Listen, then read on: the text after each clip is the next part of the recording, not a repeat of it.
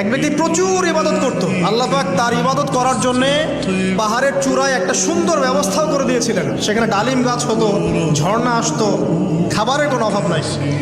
হাদিস এসেছে 500 বছর সে ইবাদত করেছে। কত বছর? কিয়ামতের মাঠে এই ব্যক্তির অবস্থা এমন হবে, তাকে জান্নাতে প্রবেশ করানোর জন্য নিয়ে যেতে বলা হবে যাও আমার রহমতে জান্নাতে চলে যাও। আল্লাহ পাক তাকে এই কথাটা বলবেন, কিন্তু এই ব্যক্তি বলবে আমার আমলের কারণে আল্লাহ পাক বলবেন আমার রহমতে জান্নাতে চলে যাও। ব্যক্তি বলবে আমার আমলের কারণে। আল্লাহ রাব্বুল আলামিন তখন তাকে দেওয়া সমস্ত নেয়ামতগুলোকে এক পাল্লায় করবেন, আর তার সমস্ত আমলকে আরেক পাল্লায় করবেন। একটা চোখের যে নেয়ামত আল্লাহ পাকের, সমস্ত আমল ও 500 বছরের ইবাদত এতটুকু হয়নি।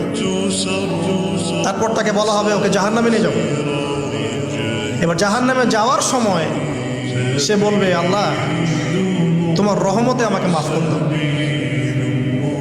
তখন আল্লাহ পাক তাকে আবার ডেকে নিয়ে আসবে, বলবেন যে তোমাকে যে আমি ইবাদত করার জায়গা করে দিয়েছিলাম, এটা কি তুমি নিজে করেছো না আমি করেছি? সে বলবে আপনি করেছেন। তোমাকে যে আমি সৃষ্টি করেছিলাম তখন কি তুমি কোনো আমল করেছিলে? বলবে না। তাহলে তোমাকে যে সৃষ্টি করেছি আমি, এটা কি তোমার আমলের কারণে? না। তোমাকে সারা দুনিয়াতে এত নিয়ামত দিয়েছি, এটা কি তোমার আমলের কারণে? সে বলবে না। তখন তাকে জান্নাতে প্রবেশ করানো হবে। কিয়ামতের মাঠে এমন অনেক ঘটনা ঘটবে যেটা আমাদের চিন্তার বাইরে।